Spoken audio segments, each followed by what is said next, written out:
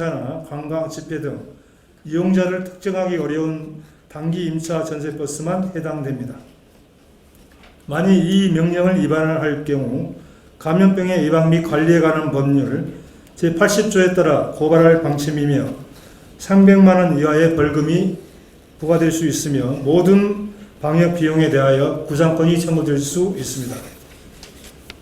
정부 재난지원금을 8월 30일까지 사용해 주시기 바랍니다.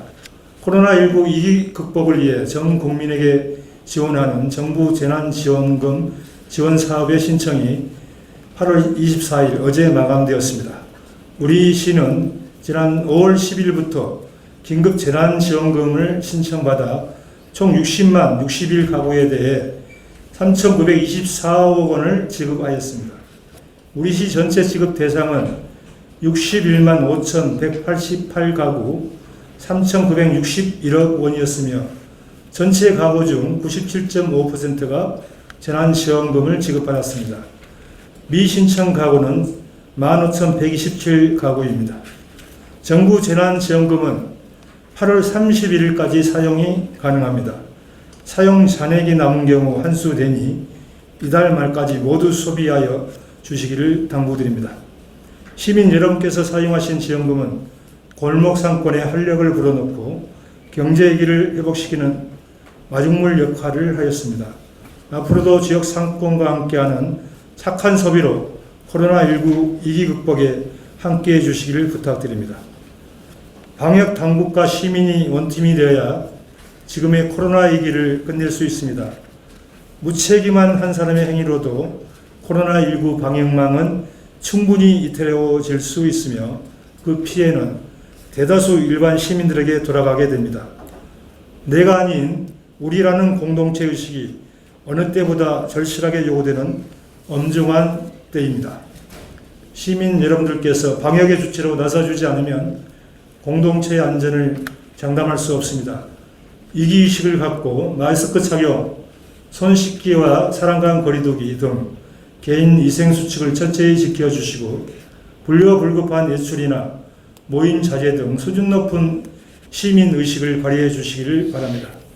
또한 발열이나 기침, 인후통, 근육통 등 호흡기 증상 등이 있는 경우 외출, 출근, 등교를 하지 마시고 각 코로나19 진단검사를 받아주실 것을 요청드립니다.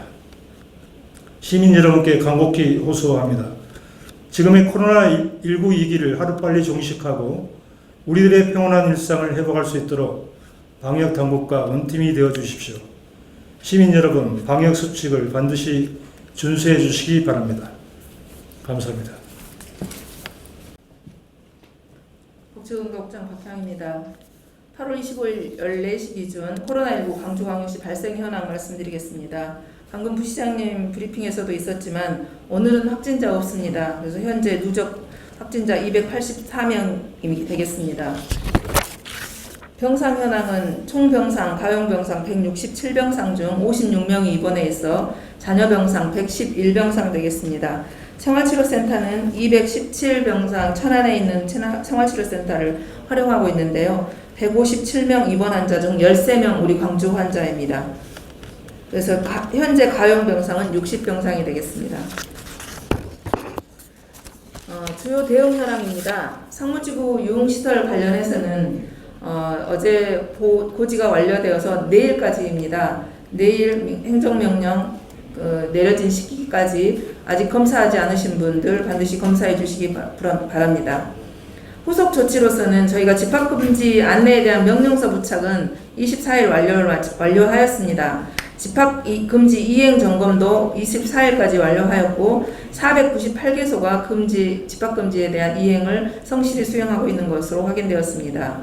그 다음에 유흥시설 대상에서는 민관경 합동점검 결과 625개소를 점검하였습니다. 행정조치에 대한 것은 집합금지 419개소, 집합제한 205개소에서 위반이 12개소가 위반 업소로 확인되었습니다. 그중 6개소는 고발을 완료하였고 6개소는 고발 예정입니다. 8.15 광화문 집회 관련해서는 확보된 명단 222명 중 현재 검사 수 134명입니다. 나머지 검사하는 사람들에서는 꾸준히 연락을 하고 있습니다. DJ 컨벤션 관련해서는 현재 검사 수는 390명이며 양성 1명, 음성 389명으로 변동사항 없습니다. 코로나 관련 브리핑 사전 질문에 답변 드리도록 하겠습니다. 먼저 전체 누적 환자 중 무증상 환자와 감염 경로가 밝혀지지 않은 환자가 몇 명인지, 또 3차 확산 국면에서 무증상이나 깜깜이 환자 비율이 기존과 비교해서 늘어난 건지를 물으셨습니다. 지금 현재 우리가 2월 3일 첫 환자 발생으로부터 다 토탈하자면 감염 경로가 밝혀지지 않은 환자는 14명입니다.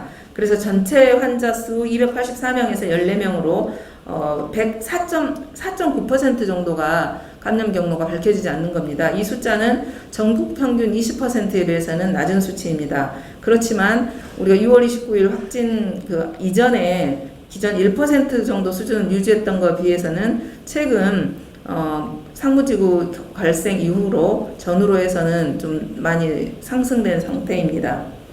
그다음 두 번째는 광화문 집회 참가자에 대해서 현재 몇 명에게 어떤 방식으로 연락을 취하는지, 직접 통화, 문자 횟수나 핵심 고지 내용이 뭔지 물으셨습니다.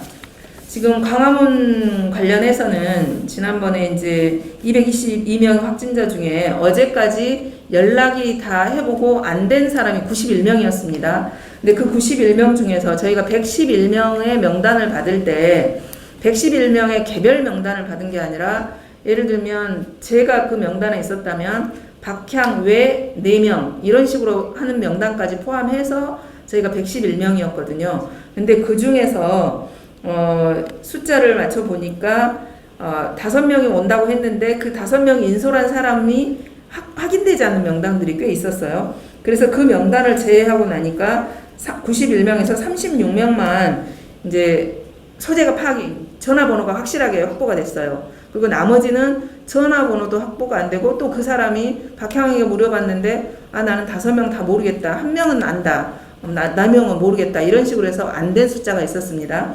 그래서 36명에 대해서는 전화번호가 확인이 됐는데 그래도 그 전화로 연락을 해도 연락이 안 됐습니다. 그래서 이 사람들에게 문자를 일회 보냈고요. 그 문자 내용은 역학조사 관련 결과 선생님께서 6일하고 16일 사이에 고위험시설 방문한 걸로 확인됐기 때문에 역학조사 대상입니다. 그래서 반드시 방문을 받도록 행정명령 내려주셨는데 받으십시오라는 안내 문구, 그 다음에 또 저기 GPS로 받은 경우에는 그 지역에 있었던 것으로 확인됐습니다. 그러니까 반드시 받으십시오. 그 다음에 감염병 예방법이 명시되어 있고요. 그렇게 보냈습니다.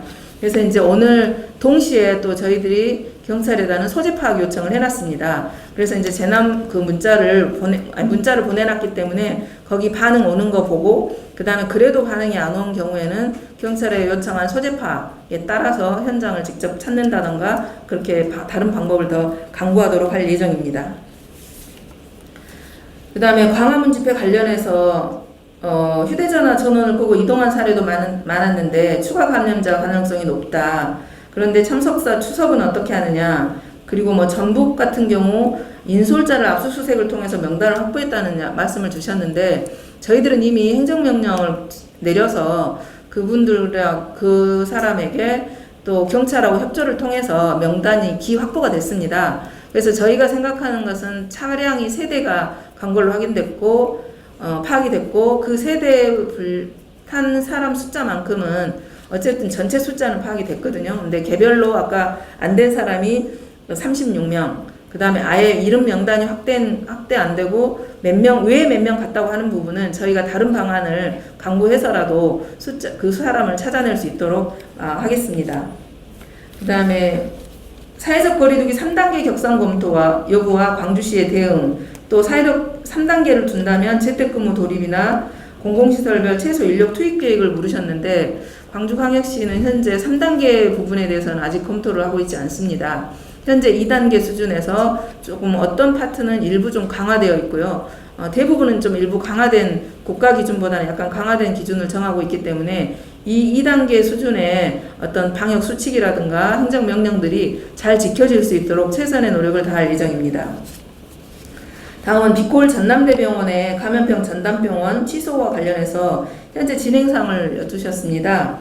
이제 비코올 전남대병원은 지금 그 병상 숫자는 한 150병상에서 200병상 정도 수준으로 되어 있어서 전남대병원이 그 대학병원으로서 3차 병원임에 비해 비코올 전남대병원은 2차 병원 수준으로 운영이 되고 있습니다. 병상 기준으로는. 그런데 진료 인력으로 투입되는 것은 3차 병원 대학병원급의 대학 교수들이 진료를 하고 있고 간호 인력 역시 대학병원에 있는 간호 인력과 함께 운영이 되고 있기 때문에 실제로 소요되는 비용이 굉장히 많습니다. 그러나 우리가 의료 그 여러 가지 건강보험 심사평가원의 입장으로 볼 때는 여기가 규모가 별도로 떨어져 있는 병원으로서 2차 병원이기 때문에 3차 병원의 수준으로 서비스를 준다 하더라도 기준을 2차 병원 수준에 맞춰서 그 보상을 해주고 있습니다. 그래서 이 부분이 전남대병원이 굉장히 어려움을 겪고 있는 상태였습니다. 그래서 실제로 이것을 감염병 전담병원으로까지 운영하고 있는 과정에 굉장히 재정상 어려움이 많았기 때문에 그 어려움을 좀 호소하는 차원에서 감염병 코로나 전담병상을 운영하기 어렵다라는 의견을 저희한테 피력을 해왔었습니다. 그래서 저희들은 지금 우리가 환자가 계속 발생하고 있고 전국적으로도 늘고 있기 때문에 그런 재정적 어려움에도 불구하고 당분간은 코로나 이 상황에서는 대처를 해달라고 다시 협조 요청을 보냈고 전남대학에서도 이것을 수용을 했습니다. 그래서 다만 우리 광주시와 전남대가 함께 노력을 해서 투입된 비용만큼 국가로부터 그 충분한 재정 지급을 받을 수 있도록 함께 노력하는 걸로 했습니다. 그리고 어쨌든 이건 국가병상은 국가가 지정을 하고 있기 때문에 모든 손해에 대한 손실보상은 정부에서 중앙정부에서 지원을 하고 있습니다. 그래서 우리 지방정부 입장에서는 최대한 중앙정부가 현실에 맞도록 재정을 보존해 줄 수 있도록 노력을 할 예정입니다. 그래서 그 부분은 전남대와 원만하게 서로 합의를 해서 병상을 계속 운영하기로 했다는 말씀 드리고 시민 여러분들께서는 많은 걱정하지 않으셔도 됩니다. 저희들이 최선을 다하도록 하겠습니다.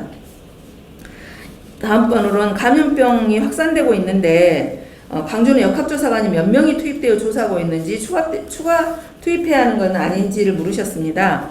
저희들이 현재 우리 광주시 다 통통 털어서 역학조사관 교육을 받고 역학조사관으로 지정받은 사람은 우리 시청 공무원으로는 3명이 있고요. 민간 역학조사관으로 전남대와 조선대학교 예방의학 교수님이 일부 민간 역학조사관으로 추가 좀 도와주고 계십니다. 그리고 나머지 역학조사반은 각 그 자치구별로 14개 팀 184명이 움직이고 있습니다. 그래서 이제 역학조사관은 공식 교육을 받고 철저하게 그런 과정을 이수한 사람은 3명이라는 말씀드리고 각 자치구에서 보건소에서 운영하고 있는 팀들은 그렇게 역학조사관으로 교육을 받지는 않았지만 감염병 관리를 하는 파트의 직원으로서 역학조사반으로 구성 반원으로서 역할을 하고 있다는 말씀드립니다. 그래서 사실 저희들도 그 정규 교육을 받은 교육을 이수한 역학조사관이 부족한 현실입니다. 그래서 저희들이 그 의사 출신의 역학조사관을 모집하기 위해서 수차례 공고를 냈음에도 불구하고 뽑지를 못했습니다. 그런 어려움이 있다는 말씀드리고 그래서 그 공백은 지금 민간 우리 감염병 관리 지원단이 조선대학교 예방학 교수님을 단장으로 하는 8명의 감염병 관리 지원단이 있습니다. 이 지원단의 단원들이 다른 다양한 일도 함께 해야 되지만 지금 코로나 시점에서는 역학조사에 거의 올인을 해서 투입을 해서 저희를 함께 도와주고 계십니다. 그래서 주로 감염병 지원단 팀들은 심층 역학조사를 전담해 주시고 보건소와 우리 시의 역학조사관과 역학조사 반원들은 확진자가 발생하는 순간 바로 현장에 투입돼서 확진자의 동선, 그 다음에 접촉자의 범위, 그 다음에 검사를 어떻게 해야 될지에 대한 결정 이런 것들을 우리 역학조사관이 운영하고 있습니다. 물론 저희도 더 많은 전문가와 역학조사 반원이 더 투입되면 좋겠지만 현실적으로 어려움이 있습니다. 그럼에도 불구하고 감염병 관리 지원단과 협력해서 최선을 다하도록 하겠습니다. 다음은 광주시가 확보한 병상은 전북권과 전남권을 주로 포함한 호남권 병상인데 전북만 하더라도 30명이 늘었고 전남도 오늘 순천에서 늘었습니다. 향후 병상 포화 가능성에 대한 대비를 물으셨습니다. 저희가 이 건에 대해서는 중앙정부에서도 많은 어려움이 있기 때문에 어제 긴급회의들을 열어서 권역별 병상 운영 계획을 수립했습니다. 그래서 특히 이제 호남권역, 충청권역, 수도권, 그다음에 경상권 이렇게 나눴거든요. 근데 이제 저희들은 이렇게 국가에서 어제 회의를 하기 이전에도 전남북은 저희들이 호남권역으로 스스로 우리 자치단체들 간의 협의를 통해서 호남권역 병상을 유지해 왔습니다. 그래서 전북에는 그 국가지정 치료병상 수준에서는 어제 말씀드린 것처럼 전남대, 조선대 이외에도 전북대, 원광대 병상은 국가음악병상은 서로 공유하고 있고요.